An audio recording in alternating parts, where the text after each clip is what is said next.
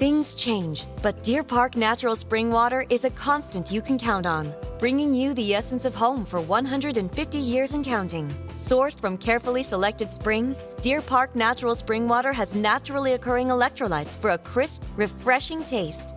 Find Deer Park Natural Spring Water at your favorite local retailer today. After 150 years, there's only one thing left to say. Deer Park, that's still good water. You're listening to Away with Words, the show about language and how we use it. I'm Grant Barrett. And I'm Martha Barnett. Here's a trivia question for you. What well-known U.S. poet has a species of bat named after her? Well-known U.S. poet has a species of bat named after her. Is this a joke or is it real? No, it's real. I don't know. Who?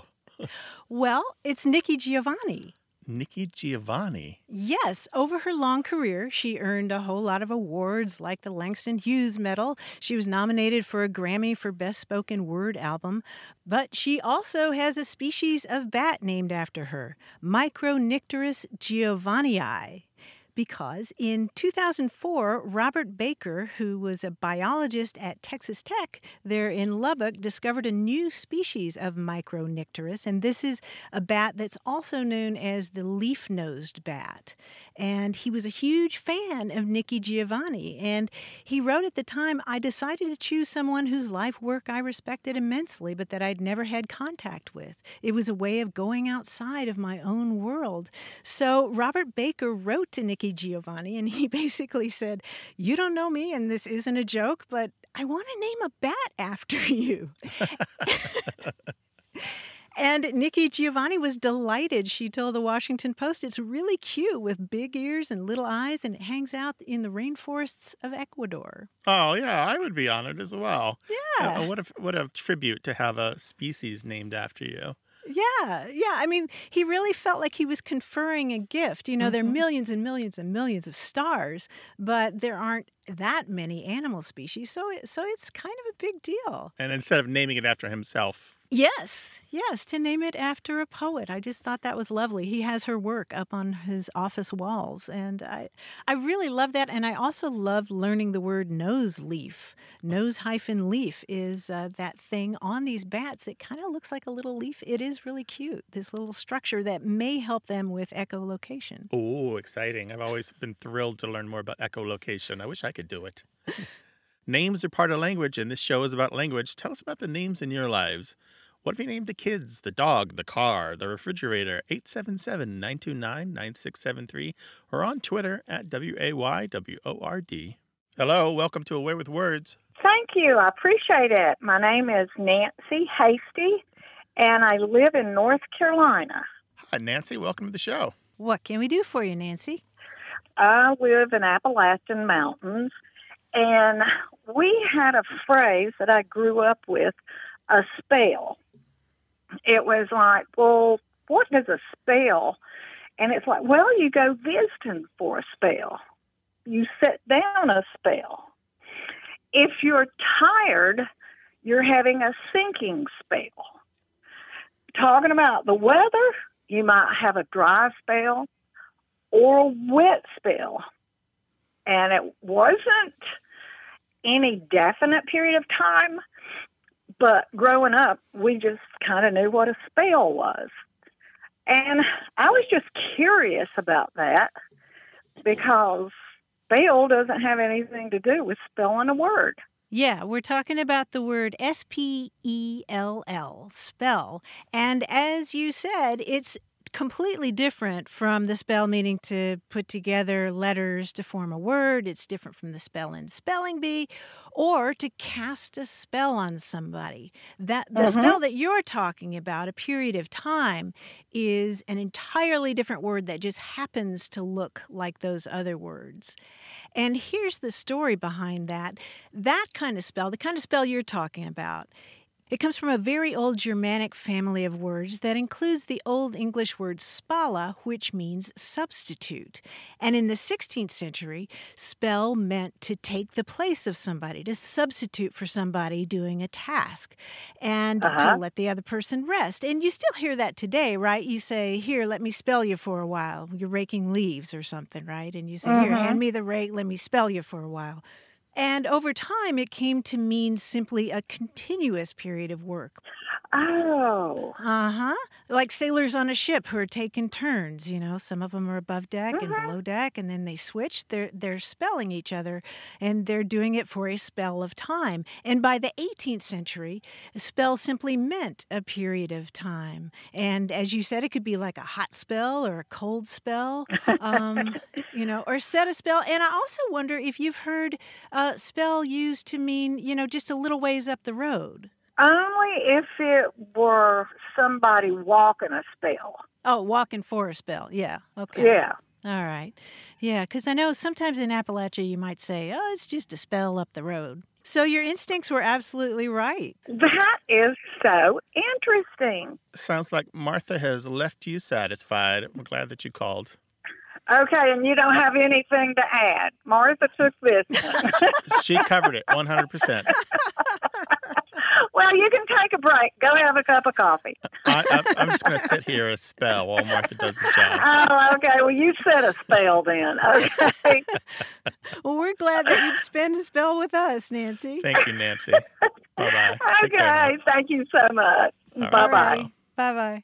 Why don't you take a break for a spell from whatever you're doing and give us a call, 877-929-9673, or type your message and email words@waywardradio.org.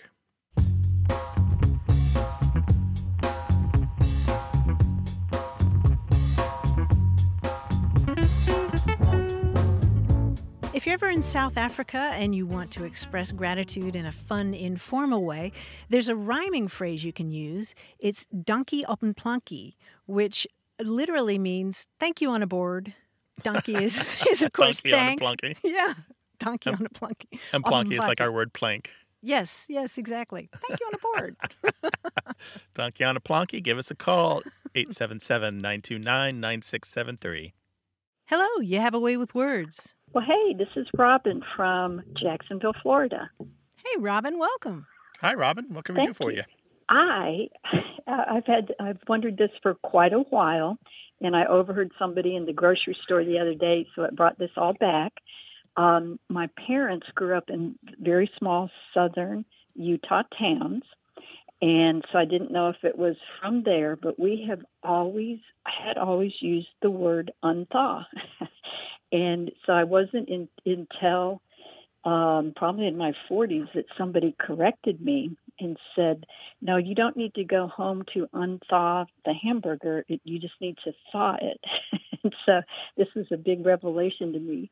And they said that was actually an oxymoron, but everybody in my family has always said that.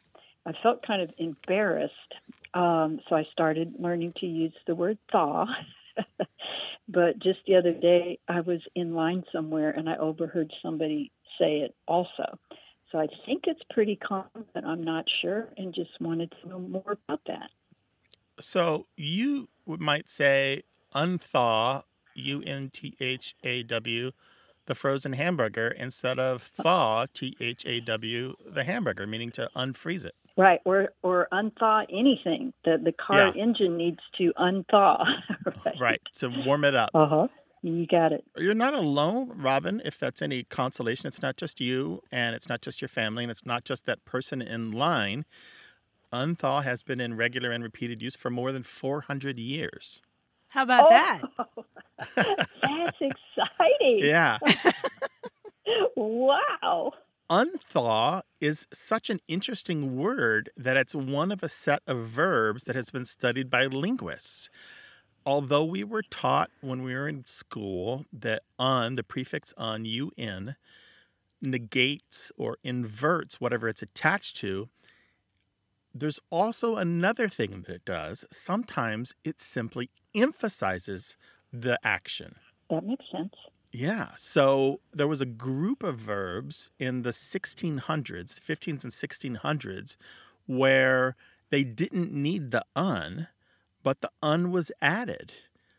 And unthaw was one of those. For example, you might have unboundless.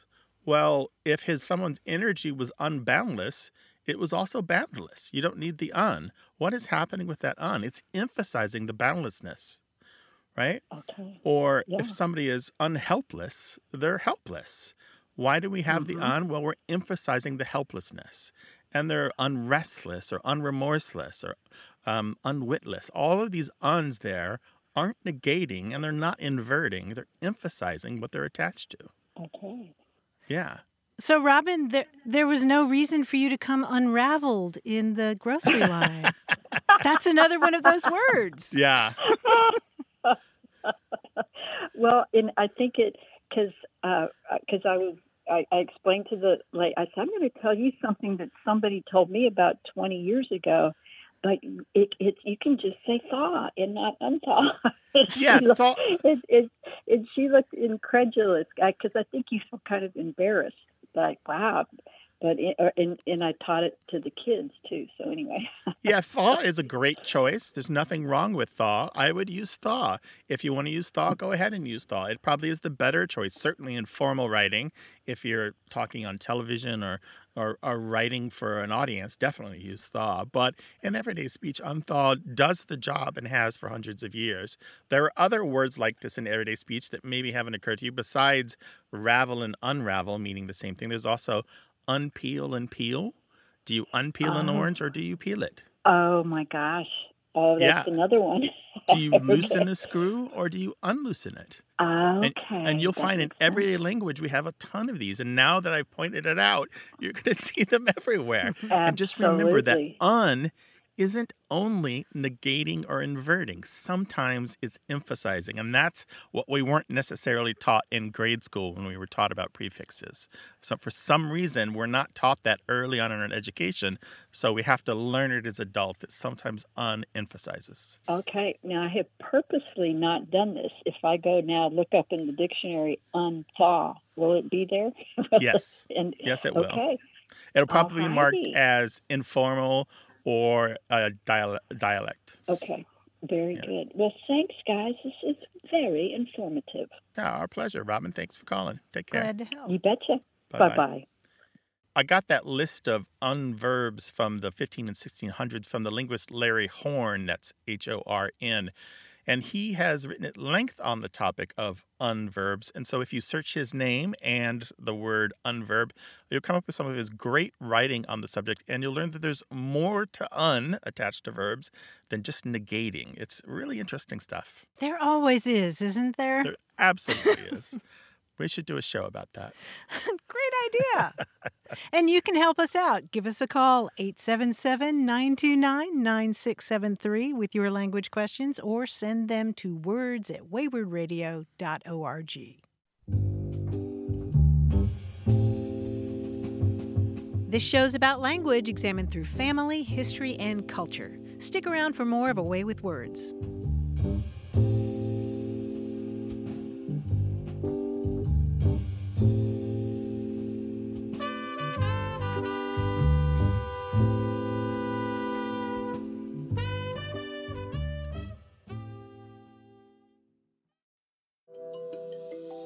Things change, but Deer Park Natural Spring Water is a constant you can count on, bringing you the essence of home for 150 years and counting. Sourced from carefully selected springs, Deer Park Natural Spring Water has naturally occurring electrolytes for a crisp, refreshing taste. Find Deer Park Natural Spring Water at your favorite local retailer today. After 150 years, there's only one thing left to say. Deer Park, that's still good water. You're listening to A Way with Words, the show about language and how we use it. I'm Martha Barnett. And I'm Grant Barrett, and here he is, and his coat and tails, and a top hat and cane, our quiz guy, John Chaneski. Hi, John. Hi, Grant. Hi, Martha. I don't know why I feel I need to get so dressed up. You know what? Actually, that's actually appropriate for today's quiz because it's about theater in some way. Yeah. You know, we are lucky to have lived at the same time as one of the greatest Broadway composers and lyricists, Stephen Sondheim. And it was pretty well known that Sondheim was obsessed with puzzles. He was primarily responsible for introducing cryptic or British-style crosswords to the U.S., so I felt it was my duty to set a quiz about Sondheim. Now, he created or contributed to an amazing set of mostly musicals, and he was nice enough to hide a word or two inside the titles of each of them. Now, as an example, I'll use the title of the memoir he wrote, Finishing the Hat. And for someone who's a big fan of murder mysteries, it's not surprising he hid a body part in that title. What is it? Finishing the Hat. Finishing the Hat. Oh. Is it part of the leg? Yeah, it is part of the leg. How about the shin? It is the shin. Of course it's a shin, yeah. Now, I'll give you the title of a Sondheim work and a hint to the word within it. Now, you shouldn't need a pencil and paper for these, but you can do as you please. Here we go. The only Sondheim show I was ever in, a funny thing happened on the way to the Forum. For a show about ancient Rome, how forward-thinking was Sondheim to download a small, specialized software program for your phone into that title? App. App as in happen. App, A-P-P. yes. Exactly. It's a long title with a very short word inside. App. Funny thing happened on the way to the Forum. Appropriately, the word inside Pacific Overtures is well hidden. Ah. Yes, I think Martha, the sound of Martha getting it. I get it, too. Say it together. What is it? Covert. Covert. Covert, indeed, yes. Now, much of Sondheim's work was about seeking the truth in life, so it's ironic that Follies contains an obvious untruth. Lies. Lie. It's lie, yes, or lies. Sondheim received scores of great reviews in his time. It's also ironic that one of his greatest successes, Company, contains a not-so-good review. Yeah, Pan. they got panned. Pan. Yeah, it's a pan, right in the Pan, middle of Company. Pan. Another irony is that one of his longest titles, Sweeney Todd, the Demon Barber of Fleet Street, has a tiny word within. Sweeney Todd.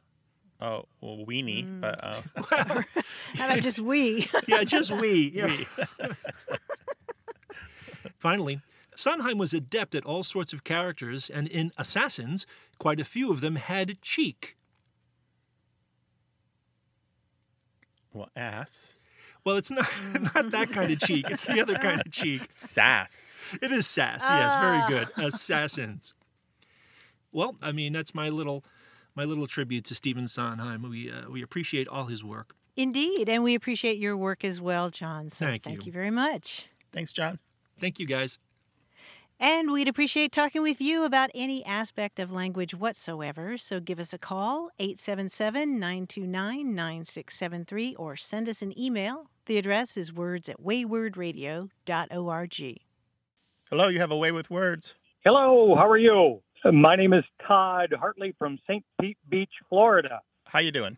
Well, you know, it's been a subject around a lot of dinner tables at our household. I mean, I know that makes it sound like a very boring family, but the subject is on this word next, N-E-X-T, next. I just don't understand it, why it's such a thing, but, you know, I guess kind of the question is, when does next really mean next? And I'll give you an example here. I'll kind of set a scene how this whole word issue with next came up. So I was cruising down the freeway with my son, right? And I'm taking him to a birthday party. This was many years ago. And I'm cruising down the freeway, and my son says, okay, take the next exit. So I see the exit coming up, right? And I take it. And immediately my son says, no, I told you to take the next exit, not this one. Well, in my mind, right? In my mind, I took the next exit. It's the first one coming up. So we ended up getting lost and late for the birthday party. And I got home. My wife was mad at me. Why were you so late? You wanted to be, well, you told me to take the next exit. I took the next exit, and it wasn't the right one. It was the first one, and blah, blah, blah. So it's just become a lot of confusion, you know? I have to tell you, if I were driving along and somebody said take the next exit and there was an exit right there in front of me, I would take that exit. 100%. My wife and I have had that argument. 100%. She no longer gives me instructions. I have Google do it. So I'm not crazy. I'm not crazy. Okay. No, but the thing is, both of these modes of speech are out there and they are in constant conflict. The next versus this is a real dilemma in all the ways that you outlined it, both on the highway and both with the week and both with the calendar. Huh. Absolutely. You're not the only one. We've talked about this on the show before. We get emails about it. These fights are not boring. They're super exciting because we're nerds. We love talking about language. Can we come to your house for dinner? Do you want to talk at length about a very nerdy linguistic topic? Yes, please. Yeah. We wear lampshades and we talk about the word next. You know, we'll be right over. Ready. When you're driving, a lot of times there's not a moment to ask for clarification. I get that. But really, in an everyday conversation, ordinarily we say, did you mean this coming Saturday or the one after that? I mean, that's how you would approach that. Mm-hmm. But when you're driving and people are just like blurting out commands, you sometimes just have to blindly follow them to the best of your ability, and that's where the mistakes happen. Mm-hmm. Right. Yeah. Right. And then you're late for the birthday party. Right. The same way that people shout shotgun before they get in the car, we need to have a thing where you shout, all right, this is not a next car. We don't say next in my car. This is a this car. This is a this car. Take this exit. Exactly. Yeah. Take this exit or the one after this. This is how we say it. We don't use the word next in this car.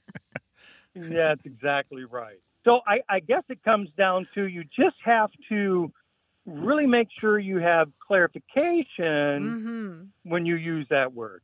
Yeah, absolutely. It's easier when you're not driving and there's not that tension of, driving is already stressful enough, and somebody giving you commands, even though you love them and they're an important part of your life and you want only the best for them. Boy, that is still a tense situation. And, yeah. Okay. Tom, well, thank you. Thank you. We're glad that you could vent. We're going to give you the first session for free, but if you want to come back for therapy Tuesdays and Thursdays.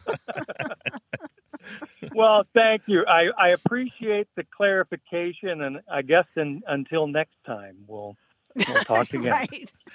All right. Take care now. Best wishes. All right. Thank you. Bye-bye. Martha, I don't even want to open the phone lines for this one. No. Let's shut them down for the day. If you want to talk about anything but next week versus this week, or this exit versus next exit, call 877-929-9673. Hi there. You have a way with words.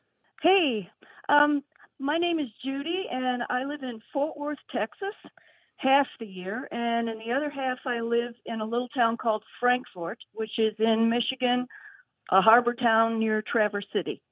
Hi, Judy. Hey, where are you now? Hello. Fort Worth? I'm in Fort Worth, right.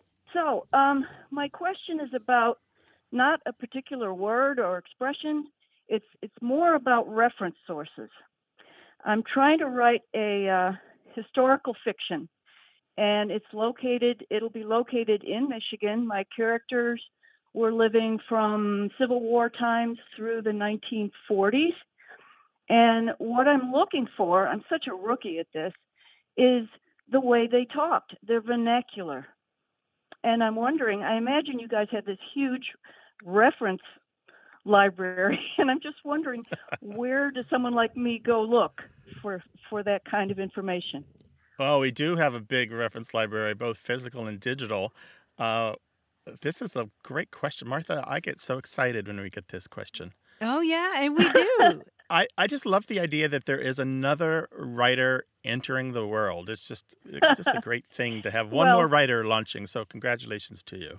That's I used to do psychological research. It's a long way from historical research. I'm really having a great time looking up all these things to get the context right. So. Oh, yeah.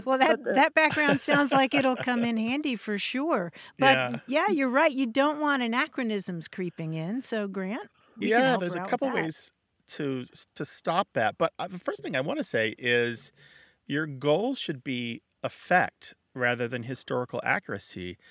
And by that, I mean that your readers aren't going to know the earliest uses of the language you use. And in fact, many things that you use will be older than your readers think they are. So even if you're accurate, your readers may think you're not. For example, you might be historically accurate in having a character called the police pigs in the 1830s. Oh. In the 1830s. Oh, yeah. But a lot of people would be surprised by that because they might associate pigs as slang for the cops with hippies in the 1960s. So you're right. Historical accuracy has its own traps. So sometimes, again, it's about meeting your readers' expectations more than it is being exactly accurate. Now, that said, the one thing we would always recommend, Martha and I both, is the Dictionary of American Regional English. The Dictionary of American Regional English allows you to search by region, and it includes dated citations. So if you're writing and a phrase comes out of your keyboard that you're like, oh, I don't know if that's too modern, try looking at the Dictionary of American Regional English, also known as DARE, and see if it's in there and see if there are dated citations for the period that you're writing. It's not 100% foolproof because it doesn't have everything, but it's a good place to check. It's also online at daredictionary.com, and they often have sales where you can find it inexpensive annual price, and many university libraries will also have subscriptions to it. And another path is old newspapers, and in Michigan, at the Clark Historical Library at Central Michigan University, there's a great project called Digital Michigan Newspaper Portal. This includes links to its own set of digitized newspapers, as well as digitized newspapers in the Chronicling America project at the Library of Congress. And these are all freely available. Oh, great. You go to these newspapers and you read like you're a local or you've traveled back in time. Read the personal stuff like letters and opinion pieces and society columns. Get a feel for the times. Read them like you're interested in the news of the day. And so phrases will leap out at you. I took a little look here for you, and I found a couple quotes, for example. This one from one newspaper, from the Sheboygan Democrat on September 2nd, 1880. Here's a quote. The crowd that came over from Petoskey last Wednesday to play ball was a mob, and with very few exceptions composed of loafers, or else their actions at the hotel, on the streets, and in the saloons was a gross libel on their previous records. Now, that's got color, right? Loafers, we know, and mob, and like there's a saloons. I mean, we've got some things happening there, and we've got maybe a rivalry with Petoskey, right? Sheboygan versus Petoskey. And then there's another paragraph in the same issue where we find Petoskey mentioned again in a negative context. It says, 2 people from Petoskey came to Sheboygan, registered at the Spencer House, got full of budge, and foist their way into a room. And budge, if you look it up, turns out to be a cheap alcohol. So there you have a bit of slang. And again, a Petoskey versus Sheboygan rivalry. Suddenly, we have color and a vivid picture of something happening in September of 1880 in Sheboygan. That's fantastic. Right. You know, I love your advice about just getting the gist, the general feel for it. Mm-hmm. I've been reading a lot of letters, Civil War letters, and firsthand accounts of old timers from this little county where I'm writing about. And so I think I'm on the right track. But the sources you mentioned are going to be hugely helpful. So thank you so much. Yeah, again, that's the Clark Historical Library at Central Michigan University. The project is called the Digital Michigan Newspaper Portal, and it includes links to many free digitized newspapers. Thank you. Thank you. Thank you. Well, Judy, you'll have to keep us posted. Yeah. Good luck. And remember, the key to writing is your butt in your seat and your pen to the paper. I can't help it. I'm just having a ball. All right. Well, good luck, and may the muses find you. All right. Thank you again. All right. Bye-bye. Bye, Judy. Call us with your questions about writing and language and reading, 877-929-9673, or send it to us in email. That address is words@waywardradio.org. Hello, you have a way with words. Hi, my name is Diane, and I'm from Eastern North Carolina. Hi, Diane. What can we do for you? Well, I have a phrase that I would like a little history on, and it is, I never chew my celery twice. Tell us about that. Where do you hear that? Well, my dad used to say this quirky and absurd phrase when I was a teen. And of course, I would block him out when he was going on, just speaking to me in ad nauseum. And of course. Then something, exactly. So then something would tell me, oh, maybe I should have heard what he just said. And I would say, what? What did you say? And then he would turn to me and say, well, I never chew my celery twice. That would just leave me completely miffed. I knew what he meant. I knew he wasn't going to repeat himself, but it was, absurd. Of course you chew your celery twice. You'd choke if you didn't. Right. So where is that from? Oh, what a good question. He probably conflated that with a much older expression that involves not celery, but cabbage. Have you ever heard that about chewing cabbage twice? No, just celery. There are a lot of different versions of an old expression that involves doing something with cabbages, whether it's buying cabbages or selling cabbages or chewing cabbage. And the idea is that it's boring and distasteful. Just too much cabbage is just boring. And what's really interesting is that it goes all the way back to ancient Greek. There's an expression in ancient Greek, discrambe thanatos, which basically means cabbage served twice is death. The idea being that, too much cabbage is just really boring or repetition is tedious. And that got picked up over the centuries. It got picked up by the Roman writer Juvenal, who had a line in one of his bits of writing that basically said cabbage served over and over is the death of teachers, meaning, if they're teaching the same really boring curriculum over and over and over again, it'll just wear you out. And over time, different versions of these proverbs involving how boring cabbage is have shown up all over the world. That is really interesting. By the 1700s, it was transformed into a proverb by Thomas Fuller along the lines of, no sweetness in a cabbage twice boiled, nor in a tale twice told. That's from 1732. So it just really kind of just kept making the rounds over the centuries until it shows up as celery in your dad's mouth. I have to say, I have a teen, and I say this to him, and it's incredibly satisfying for me. I get the same look I'm sure I gave my father. Yeah. What are you saying? So there you go, Diane. Well, that's awesome. Outstanding. Thanks for calling. Take care. Oh, thank you. Bye-bye. Thanks, Diane. Bye-bye. Bye. There's something about those expressions that our parents said to us, and we get to relish as we say them to our children. 877-929-9673, or tell us on Twitter at WAYWORD. More about what we say and why we say it. Stick around for more. Hi, I'm going to whisper some things to you now about Crunch chocolate bars. Because apparently this whispering thing is a thing that makes you feel things.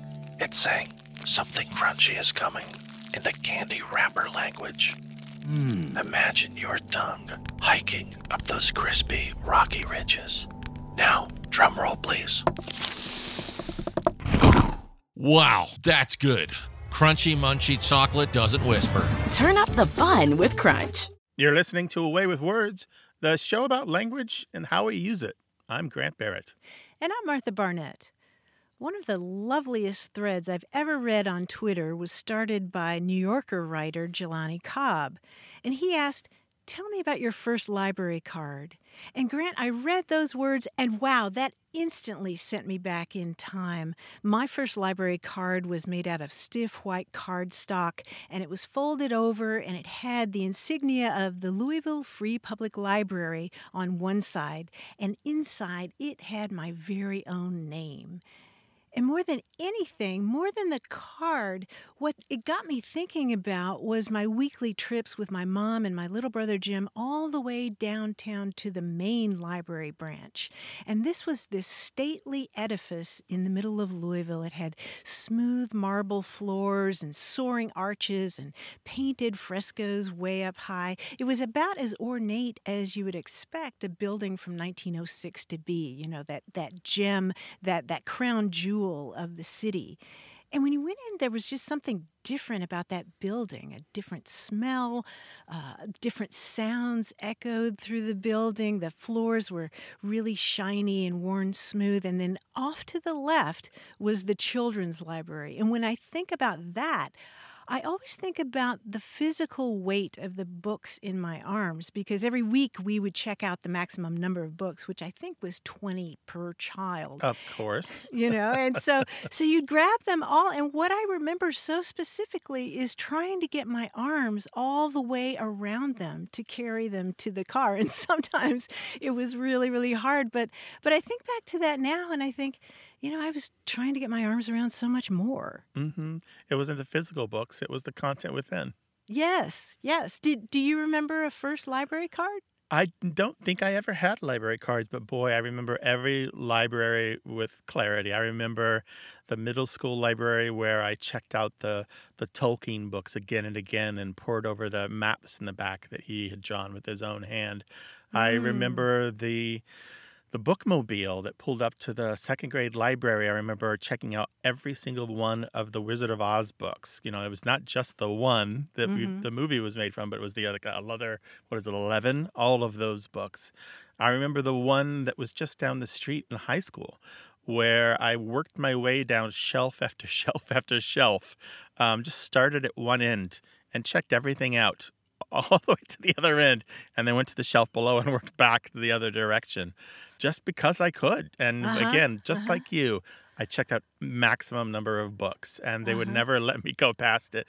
That's where I learned about mythology and ghost stories, and that's where I learned about how cars work on the inside, and that's where I learned about the Panama Canal and Teddy Roosevelt and sequoia trees, and that's where I learned about the herbs you can eat and different things like that. Yeah, and we're so lucky that we had those opportunities and they created a lifelong habit. One of the things that I really liked about that Twitter thread was that all these people were chiming in with similar memories, and then people started saying, you know what, I just made a donation to my local library, the one where I grew up, and I thought that was a really great idea. Martha and I would love to hear your memories of your first library card or your first library. Tell us an email, words@waywardradio.org. Tell us on Twitter @WAYWORD, or tell us on the phone, toll free in the U.S. and Canada, 877-929-9673. Hello, you have a way with words. Hi, this is Kristen in Dubuque, Iowa. Hey, Kristen, welcome. Hi, Kristen. What's up? Well, I teach a class in U.S. History of Sexuality. And in that class, I have the students start by doing an ethnography of their youth culture, where they put the rules or norms of their dating culture onto paper. And then at the end of the class, after we've studied the history of sexuality, we look back at what they said were the rules or norms of their dating culture. And this year, in 2021, the first time this has occurred, students used loyalty as a synonym for monogamy. And in 2019, that hadn't come up. So I thought that was a really interesting change. Loyalty as a synonym for monogamy. Do you know if they came up with this independently of each other, or there's some group work involved? It was independent. So I had 27 students, and it appeared in several of them. And how did they define loyalty? Was it exactly like monogamy? Well, I have a phrase from one of their ethnographies for you. Dating requires loyalty from both. No flirting or seeing others. Okay. And another person wrote, once you're in the dating stage, you're not supposed to be talking with others. In other words, loyalty or monogamy is required.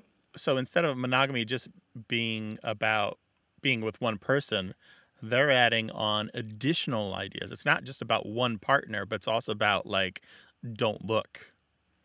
Like, you can be monogamous and look, right? Right. You're right. I didn't catch that. Yeah. Yeah. It's definitely tied. They're adding on. They're expecting more maybe than other generations have expected. They're holding their partners to a higher standard. That's interesting that they're redefining the word. Right. And when on the last day of class, we talked through the ethnography, they had read, everyone's answers. And I asked them, am I understanding that you are using loyalty as a synonym for monogamy? They didn't quite understand why I didn't understand that. So we were talking about the different, ways that we, use language. So it was a great conversation between us. And of course, I don't understand a lot of the slang that they use, but this one was reconceptualizing a word in a very new way for me. I like this, Kristen. It's a report from the field, and it's something to keep an eye on because words, as you know, aren't static, and this kind of transition does tend to happen with young people. They're the ones that move language forward. And we do find that cultural shifts appear in language in just this way. So maybe you have witnessed not just the language changing, but culture changing as well, the equalization of the relationship. Yeah, that's an interesting way to think about it. So have you any other cases of this anywhere? Well, there are some other terms that I think are worth bringing up here. Previous generations have talked about their ride or die. This is their person that they would commit themselves to fully, or it's someone that you ride for. And those are pretty much the same. These are the person that you would do anything for, that you absolutely, this is, you're 100% committed to this person. And there's a term being borrowed from gaming. I don't know how fully this is in the relationship world, but it's called maining. So maining in the world of video games is where you choose one character to play the most out of all the other possible characters that you could play. And so when you're kind of dating around, you might decide to start maining one particular person where you just date them exclusively, and then they become the person that you're monogamous with or loyal to the most. Huh. So there's kind of like that. It's that stage beyond dating, between dating around and becoming committed. In between those two, it's maining. Interesting. Main, M-A-I-N. Yeah, M-A-I-N. They become your main person. Am I the only one who keeps tripping over the term monogamous? Because I feel like that is I'm looking at the Greek. I mean, it has to do with marriage, and I'm thinking that maybe it's a more old-fashioned term or something. I think of, somebody who's monogamous is married to one person, a bigamist is married to two people.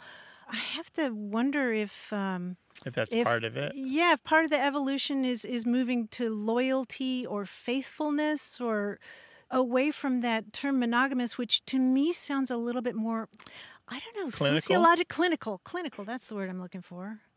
Is that any part of it at all? I think so, because what's interesting is they were trying to differentiate in this ethnography between the stage of talking and dating. So talking is when you're getting to know someone, and you might be getting to know more than one person, and they were trying to differentiate between like a talking stage and a dating stage. And so this loyalty seems to be like key when you've moved into dating. Oh, that's interesting. And I feel like talking is laden with all kinds of meaning. Yeah, I can just hear the quotes around that talking. Yeah. With a capital letter T. Yeah, talking. I'm talking to her. He's talking to her. They're talking. Yeah. In my junior high years, it was go with. It was go with was a very laden expression. You're going with someone. You're not just like, you're not accompanying them to the store. You're going with them, meaning you were a couple. And talking is different these days? Yes, talking is where there isn't any type of a commitment. It can involve sex between partners in the talking stage, and that's probably generationally, a new addition to that. So talking and dating, have different kind of rules about sex and how they fit in.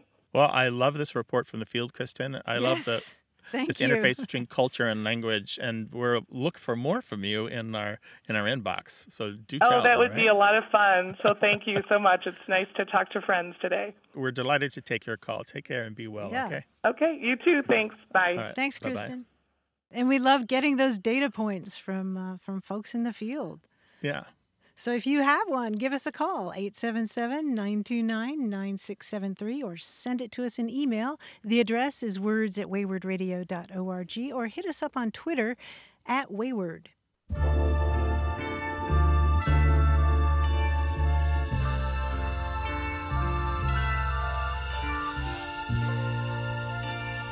If you need a different idiom to describe somebody who's really corrupt or really crooked, you can always say, he was so crooked he could hide behind a corkscrew. Isn't that a great visual? Yeah.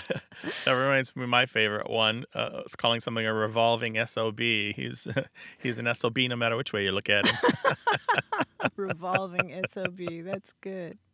877-929-9673.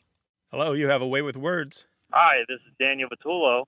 I'm calling from Youngstown, Ohio. Hi, Daniel. Welcome to the show. Thank you for having me. So I've always had this question in my head, and I've never really been able to find an answer. Whenever I would get in my papa's car when I was younger, without missing a beat, you would always say, we're off like a herd of turtles or a turd of hurtles. And now I don't know if he just came up with this. I've tried to look it up before, but I've never found out. And he was a kind of kooky dude, so. Kooky dude. So, herd of turtles. This was your father or your grandfather? My grandfather. Grandfather. Okay, we're off like a herd of turtles. And did he mean anything more than we're leaving? No, it was just every time we got in the car to go somewhere, it was, we're off like a herd of turtles or a turd of hurtles. You know what, Daniel? I've never heard the turd of hurtles part. I really like that. The other expression, we're off like a herd of turtles, a lot of people say it's one of several sort of fanciful sayings for taking off like that. Like we're off like a dirty shirt at the end of the day, or we're off in a cloud of whale dust, and we're off like a herd of turtles. I mean, it's funny, isn't it, for several reasons. I mean, first of all, I don't think herd is the right word for turtles. I don't know that I've ever seen a herd of turtles. I once tried to find the collective noun for a bunch of turtles, and some people say the word is bale, B-A-L-E, a bale of turtles. What your dad does with playing with the words is really funny. It's what we call a spoonerism, where you switch those letters around. Like you say the Lord is a shoving leopard instead of the Lord is a loving shepherd, that kind of thing. And it goes back quite a ways, to the 1930s at least. Ever since then, people have been saying off like a herd of turtles. But Martha, you talked about off like a dirty shirt, but that implies speed, where a herd of turtles is rather slow and disorganized. Really slow and disorganized. I wonder if your grandfather was hoping people would hurry up and get in the car. See, you would think that, but we always had to, if we had plans with him, we'd always have to set the time a half an hour earlier just for him. And so he would show up just on time. He was always tardy. He was more turtle-like, huh? Yeah. Yes, he was. Well, he sounds like a clever guy. Yeah, kooky dude. Oh, yeah, he is. Thank you, Daniel. No, thank you very much. Thanks for calling. Bye-bye. Bye-bye. Take care. Take off like a dirty shirt and call us 877-929-9673 or email us words@waywardradio.org. Hello, you have a way with words. Hi, this is Jeffrey Smith from New Bern, North Carolina. Hi, Jeffrey. Welcome to the program. Hi, Jeffrey. Well, there's an expression I've often heard, and I just kind of wondered what is so right about rain. It just seemed like, I suppose if you're in the desert, you like rain, but other than that, rain makes a lot of mud and it ruins a lot of picnics. And I was just wondering where it could have come from or why they're so pleased with rain. Unless I've missed it, like rain, like a king monarch's reign or something. I don't know. No, your original idea is the right one. It's R-A-I-N. And so how would you hear it? What kind of situation would you be in where you'd hear that? Well, my father was a Texan, and he had an anecdote, more of them than Carter had liver pills, and everything had to have a follow-up. Like, well, is this correct? Yep, that's right, is rain. And it's like, so he's confirming that it's correct. But he always added that twist. So there could be some twist that he was born and raised in Dallas, Texas, Southern, and I'm Dan Yankee from, Connecticut and New Jersey. And I just wondered, was it a colloquialism from Texas, or is there some other reason for rain that I don't know about? Or no, it's pretty old. Right as rain goes back to at least the late 19th century.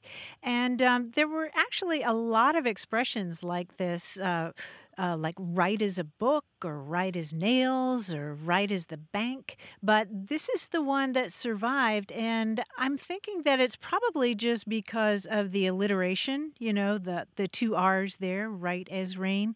And also there may be the idea that... sometimes when rain comes down, it comes straight down in a straight line, and it's just absolutely right, sort of a right angle to the earth. But we don't really know much more about it than that. It's a pretty straightforward term. Well, just trying to prepare to ask you this question, the thing started running around my mind like two R's. I never thought of it being perpendicular to the earth. I also was thinking maybe it had to do with people talk about, well, when after clean rain, everything smells fresh and it started and it's nice again or something. But I thought I would serve it up to you guys and let you knock it out of the park. Well, I don't know if that was a bunt, but... Jeffrey, thank you so much for your call. Call us again sometime, all right? Okay. Thanks for taking my call. Bye-bye. All right, take care. Bye-bye. Bye-bye.